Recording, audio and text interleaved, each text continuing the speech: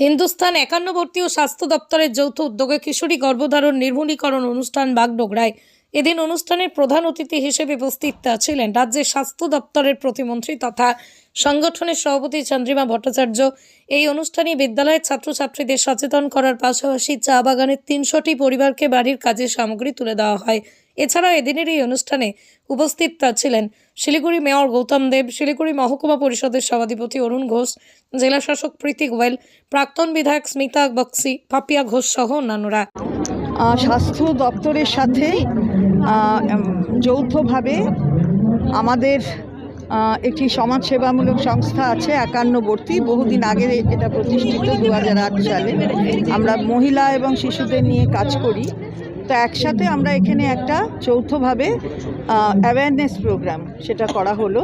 কারণ এখানে আমরা দেখেছি যে আদিবাসী মেয়েদের মধ্যে একটুখানি আর্লি প্রেগনেন্সির এই একটা সম্ভাবনা এটা দেখা যায় আর কি।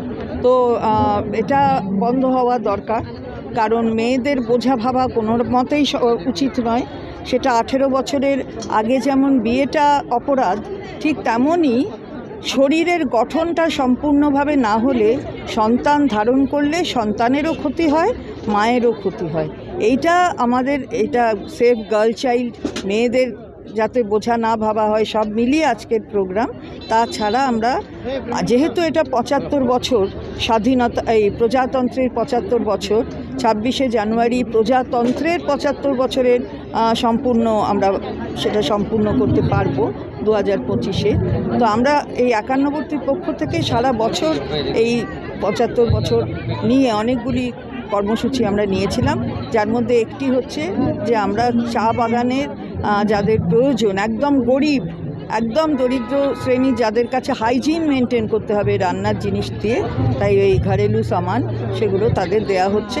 তাতে 4টি চা বাগানের ৭৫টি করে পরিবারকে এটা দেয়া হচ্ছে, ৩০০ পরিবারকে দেয়া হচ্ছে। দিদি, যখন আপনি বলছেন সেভ গার্ল চাইল্ড, ঠিক সেই সময় কিন্তু একটা যুগান্তকারী রায় গতকাল বেরিয়েছে, সেটা হলো জয়নগরে। কি বলবেন এটা? একদম, এটাই তো আমরা অপরাজিতা বিল এখান থেকে পাস হয়েছে ঠিক এই কারণে যে সময় মতন তদন্ত শেষ করতে হবে, সময় মতন চার্জশিট দাখিল করতে হবে এবং সময় মতন সমস্ত রায়টা যাতে দেওয়ার উপযুক্ত জায়গা আসে সেটা সময় মতন করতে হবে এবং ট্রায়ালটা তাড়াতাড়ি শেষ করে রায়দান করতে হবে।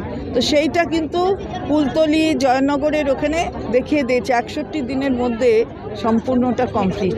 সেটা তো ভাবা যায় না কেন পারছে না, সেটা তো আমরা বলতে চাই যে পারা উচিত।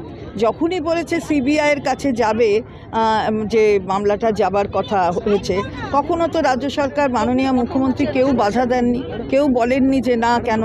কিন্তু যা পুলিশ এবং আমাদের এখান থেকে পুলিশ সিআইডি যা যেটুকুন করেছিল তা সেটা কিন্তু যে সঠিক সেটাও কিন্তু বোঝা যাচ্ছে।